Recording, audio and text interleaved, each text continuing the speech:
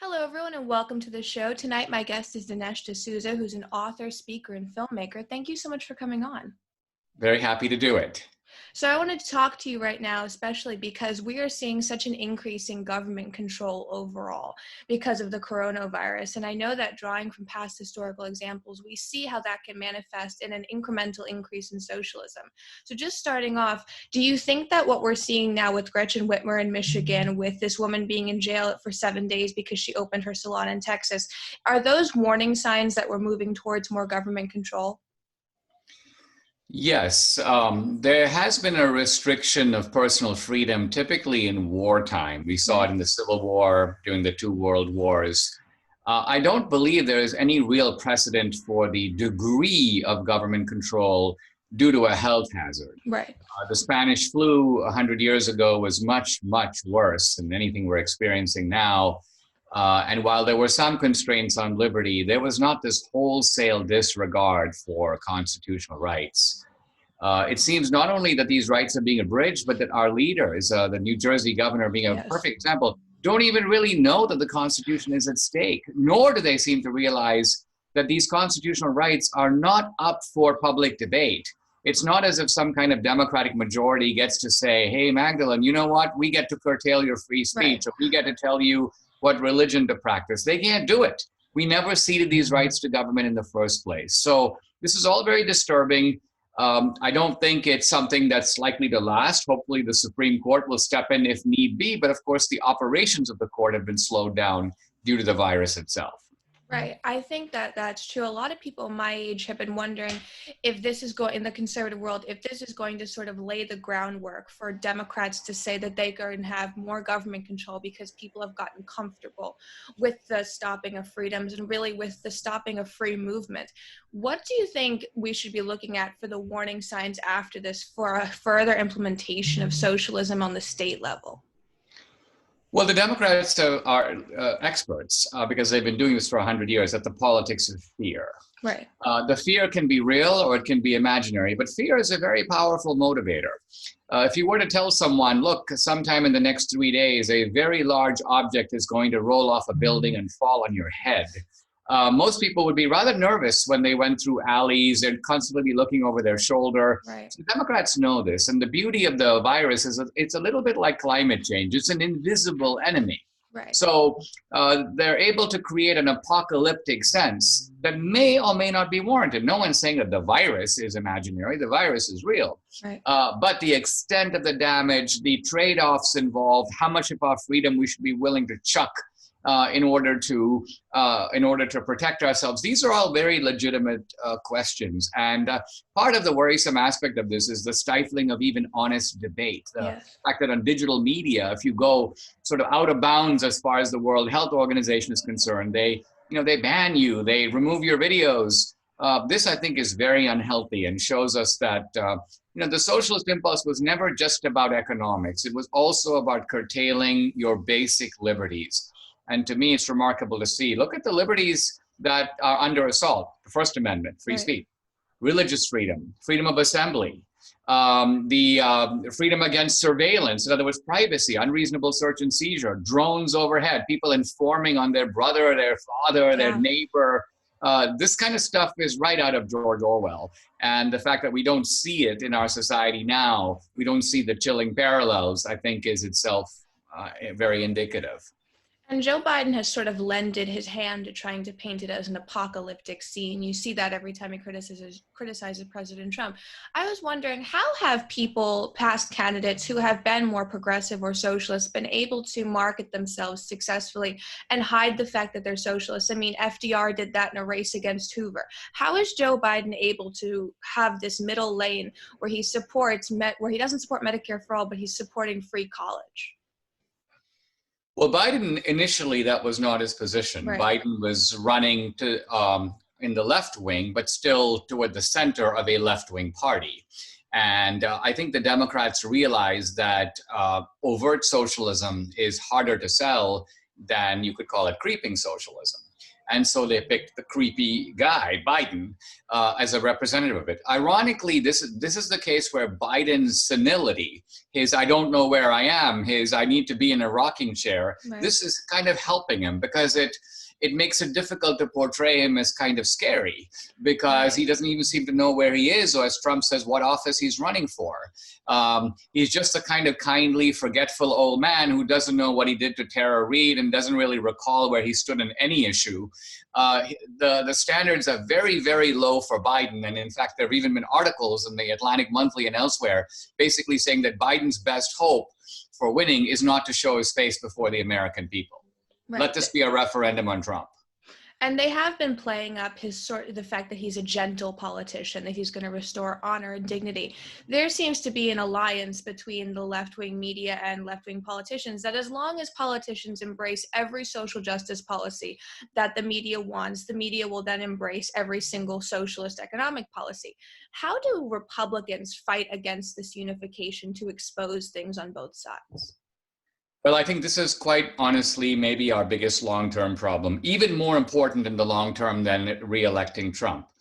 Because with a media stacked in this way, it's difficult for us to win any election. Right. And it's remarkable to me that the powerful figures on the Republican side spend a lot of time criticizing the media, the double standards of the media, and so on, but not thinking about, listen, ultimately, if you want to fight this problem, it's not going to be enough to be complaining about CNN and MSNBC and CBS and NPR. You've got to take the steps, first of all, to defund these public institutions, PBS, NPR, take their money away, you shut them down.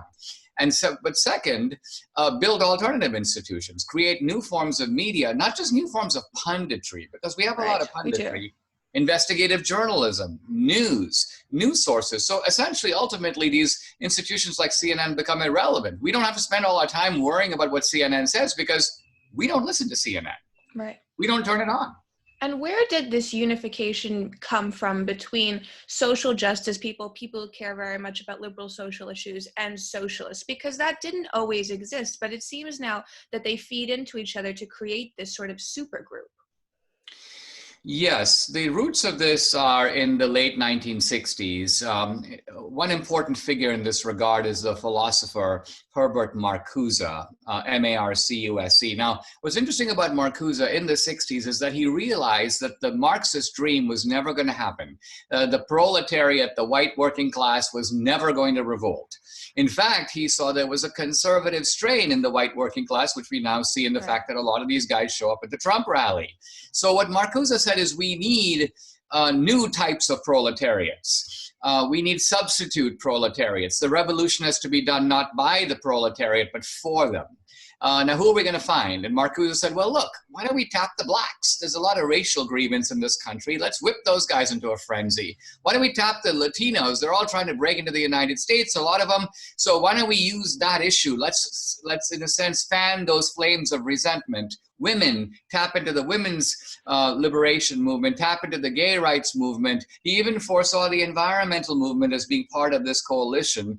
And perhaps the only thing he didn't foresee were the trans, but it's on the same, he was definitely on the train leading to that station. So the point I'm trying to get at is, and finally, Marcuse also said, we've got to stop showing tolerance toward the intolerant. In other words, he was, in a sense, a philosophical founder of Antifa. So what you see here is starting in the 60s, this kind of new socialism begins to develop. It's not the rich against the poor exclusively. There's a class element to it, but there's a race element added, a gender element added, the legal versus the illegal, the straight versus the gay. In my book, United States of Socialism, I call this identity socialism because it's a marriage of classic socialism and identity politics. I think that's the new type of socialism we're dealing with today. This is kind of why the old conservative arguments that socialism can't work because it's never worked before are not wrong, but they're inadequate because they don't take stock of the new situation. And how is this alliance maintained? Because we see the left eat their own so many times, even in media. But it seems as if this coalition is ironclad. It's like the Republican Party and evangelical voters. How is the left able to maintain this so much? The left is divided into, two camps. They're sort of the economic leftists. And these are the classic socialists. Ultimately, that was Marx's main agenda. Marx did have a sort of a social agenda, but he thought the social agenda would occur naturally. So, for example, Marx didn't think you need to have laws abolishing the family. He thought that once communism comes, the family will be obsolete.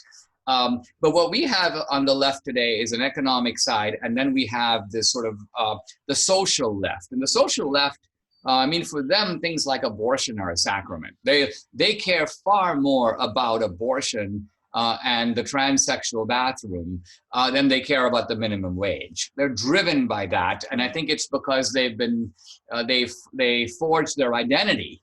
Their whole concept of self-expression is based upon this. This is actually a massive historical shift. I mean, which is to say, we've had homosexuals from the beginning of time. Arguably, Socrates was a homosexual. But of course, what did that tell you about what Socrates thought about democracy or any other issue? Nothing. Whereas today, being gay is not merely about a sexual orientation. It defines the way you see yourself. It defines your taste, your politics. You may almost say that gayness has become sort of an ideology. That is something that I think is quite new. And Joe Biden seems to straddle both worlds. He's in the moderate world, he's in the progressive world. The right seems to have a difficult time pinning him into one area so that he'll lose one side of support. How would you recommend that the right or the GOP go about holding him accountable to one specific group, progressives or moderates, so he loses the support or energy of the other group? I don't think for this election it's necessary to sort of divide the left. That's not going to be important at all. The really important thing is to take the three vulnerable threads of Biden. One, Biden the corrupt. Mm-hmm. I mean, this guy has been on the take since day one. He's very cunning about it. He's not quite as explicit as Hillary about it, because Hillary was basically putting American foreign policy for sale. She'd have price tags basically on different policies, give her the money and she'll deliver the policy. With Biden, it's much more sly. He brings his son to China and his son ends up getting all these deals that are not open to Western investors. Hunter Biden is on $1 million a month, $1 million a year payroll from Burisma. And Joe Biden is managing Ukraine policy. The other Bidens are also collecting money in Central America and so on. So this guy has gone from $0 to $100 million. But if you look at his tax return, it doesn't show anything. Yeah. And of course, no one is auditing the family tax return. So Biden the corrupt. Second, you have Biden the sort of predator. And this is very important because they try to use that card against Trump. But ironically, what Trump, said he would do on the bus, Biden has actually done. Right. And you have the craziness of people actually saying now, well, I think he did do it. I do believe Tara Reid, but I'm still voting for Biden. What? You're voting for a rapist? I know. As someone who forced himself, So this is Biden number two. And the third Biden is essentially Biden the unfit. And we're talking here not about that normal degree of, the normal depredations of age, a little bit of forgetfulness here, a little bit of lack of energy there. We're talking about a guy who can't complete a sentence, or who can't even really read from and so while Trump will give 1.5-hour briefings and he's just as energetic at the end as he was before, and he's talking about medical details and so on, ask Dr. Trump, Biden can barely make his way through a 2-minute interview, even with notes in his hand. Right. And throughout history, a lot of socialist leaders have used the corrupt family of the person they're trying to get rid of as a way to assume power. How has Biden got away with having this level of corruption in his own family, or really just payouts and it not being exposed? Is it just media love, or does he have another way forward? No, I think that this principle kind of established itself in the Clinton era, but it really came of age in the Obama era. And loosely, I've called it the gangsterization of the Democratic Party. The party itself has become a racket. I mean, it's ironic that the socialist left in this country says things like, oh, our model is not Venezuela, it's Scandinavia. We want to be like Norway and Sweden. Really? Can you name one politician from me in Norway or Sweden who went from $0 to $40 million on the government salary? That does not exist. So these guys are essentially running different types of rackets. And Biden just got in on it. He realized that this is and he also realized that there's immunity when you do it from the left. So in other words, the media, which normally is the watchdog, becomes your cover-up artist. They will literally suppress stories about it. They will do, I'm sure that, if Biden came out tomorrow and said, yes, I did it to Tara Reid, Here's what I predict will be the reaction. Oh, applause. This is fantastic. What an incredible moment of honesty in which a public figure, contrast Biden with Trump. While he's denied that he's involved, Biden was man enough to stand up and say, yes, I did it. So this is the new standard of integrity and public accountability that, so what I'm getting at is that these people, there is no basement. There's no moral basement for them. They are thoroughly corrupt. I saw a little window of this with my own case years ago, and we've only seen it play out now on a much larger stage. I think if we show this to the American people, the Democrats would be finished. This is why the media is so important to them, because the media, in a sense, draws the curtain over their abuses and sins. So this is actually long-term our biggest problem.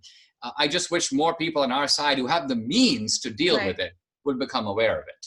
You mentioned Obama. Obama's recently been speaking about the fact that he believes he may have pushed too far. He thinks that maybe his policies were too extreme, and that's what laid the groundwork for President Trump. Does Obama ran pretty much in 2008 as more of a moderate with a lot of extremist language. Is that what we're going to see again when we get to the Joe Biden era, really, which is in a couple months when the election is close? Are we going to see a repeat of how Obama ran his campaign in 2008, do you think? Well, I think the Democrats would like to do that, but I don't think that they can. Obama, of course, was their perfect candidate. Here was a guy, first of all, he had the race card. The first black president and all that. That made him invulnerable to certain types of criticism that would apply normally. So he got a sort of affirmative action treatment by virtue of being in that unique status. Second, Obama had a certain kind of natural ability to present himself as a centrist, a kind of sophisticated centrist. Some of what he said was pure rubbish. Well, the real issue in the Middle East is the subtle distinction between ISIS and ISIL. I mean, it was ultimately a kind of gobbledygook, but it was presented with a certain kind of cock of the head and a sort of a depth of tone that made it seem like the guy seems to really know what he's talking about. So Biden would love to play the Obama formula. Here's the problem, and that is that he needs the Bernie voters. Right. So he has to pivot. Ironically, normally you get the nomination and you pivot to the center.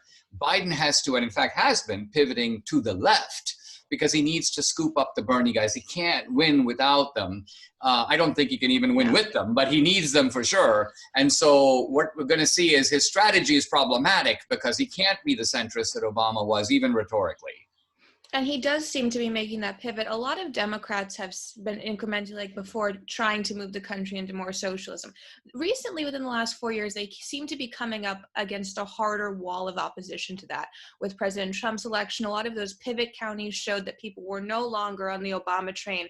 What is it that is giving them a harder time? Because they have the youth support, they have the media in the bag, but they keep having this issue where you get to midterms and you still have to run moderate candidates in Kentucky to win the House. What is the wall against socialism in this country that's preventing them from really winning with it? Well, I think the wall is that America has never been a socialist country. Capitalism has always delivered the goods.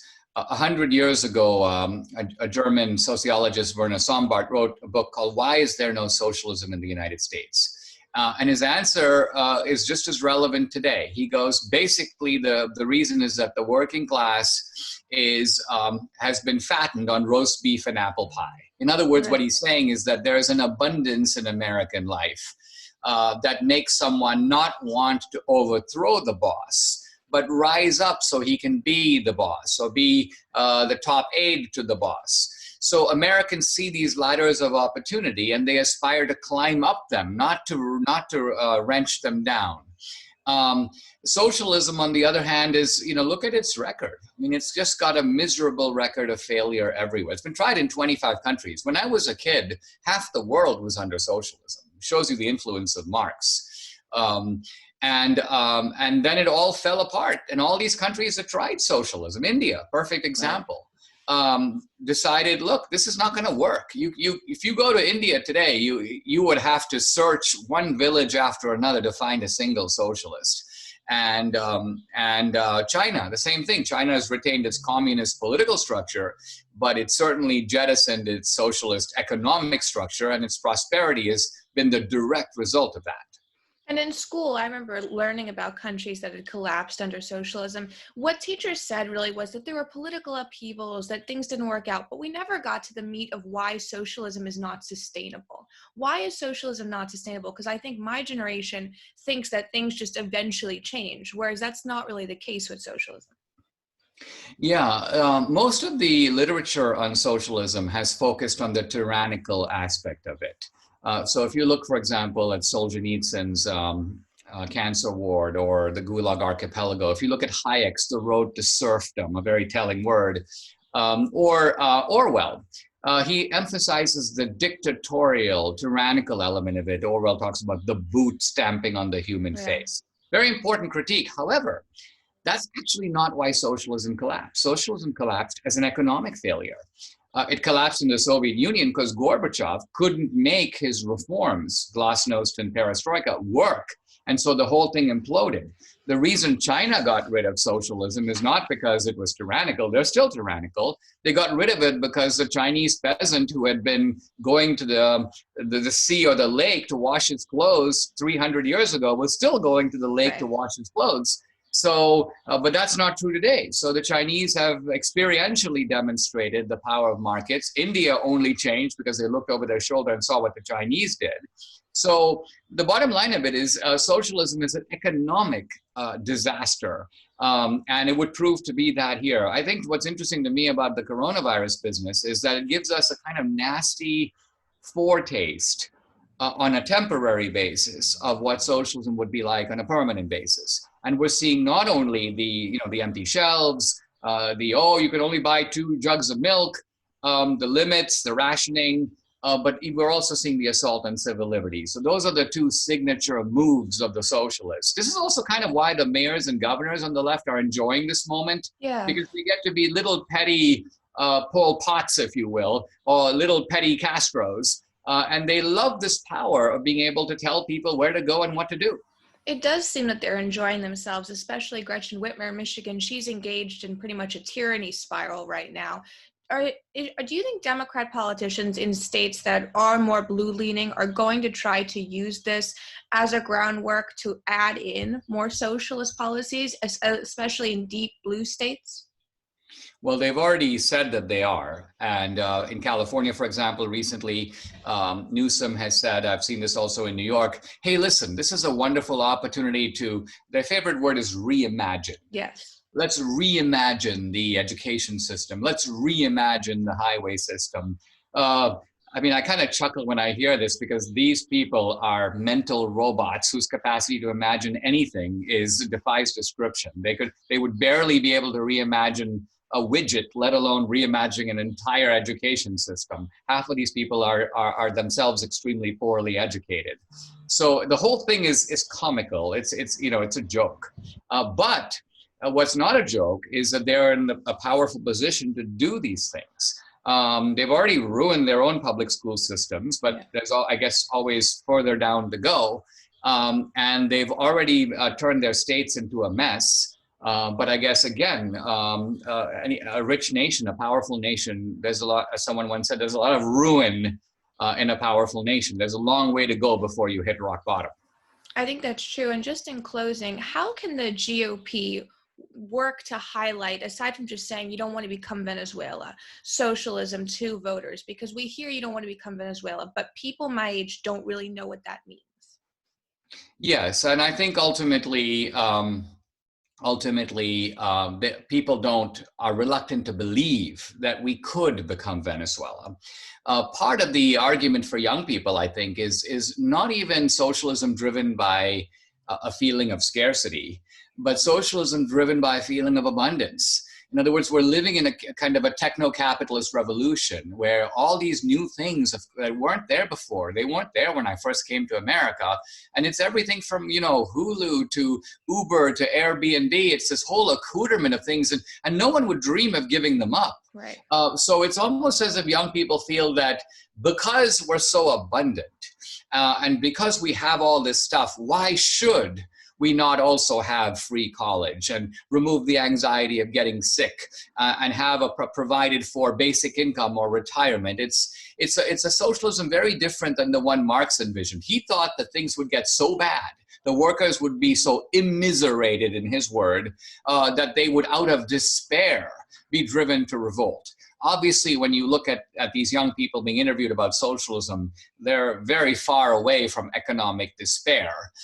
In fact, some of them don't have a care in the world. And so it's a new social engine driving this kind of socialism. So we have to address socialism as it is now, and not just historical socialism to make the case against it. I think that'll be very helpful for people who are trying to figure out why they can't talk to their kids about politics anymore. You have a new book coming out. What is it about? It's called United States of Socialism. I actually just got my copy. It's always cool for an author to, get that first copy. It's not out till the beginning of June, so you can pre-order it now, and my website is just DineshD'Souza.com to do that. My books are sort of typically the intellectual spine for movies, and so I'm in the editing process of a film that will release later. The book comes out first. The film will come out later in the summer, and of course we're watching the theaters to see the right way to release the film. But we intend not only to, I want to make the argument against socialism in the book. I provide all the references, the footnotes, and then the movie is a kind of emotional and visual depiction of socialism, both in theory and in practice. I think that'll be really helpful for people. Where can people follow you on social media? Well, I'm all over social media, probably the most active on Twitter, just by search my name at Dinesh D'Souza. I'm also on Facebook and Instagram. I have a lot of videos on YouTube of, I speak on campus a lot, civic groups. I've done a lot of debates, both politics and also some on religion. I've debated some of the leading atheists in the world about the existence of God, the impact of Christianity in the world. So there's a lot of fun stuff to watch in the gladiatorial mode. And then, of course, my movies are available through iTunes and other ways, pretty much all the normal platforms. It's kind of fun to watch those while you're at home. Great. We'll link all that below. Thank you so much for coming on. My pleasure.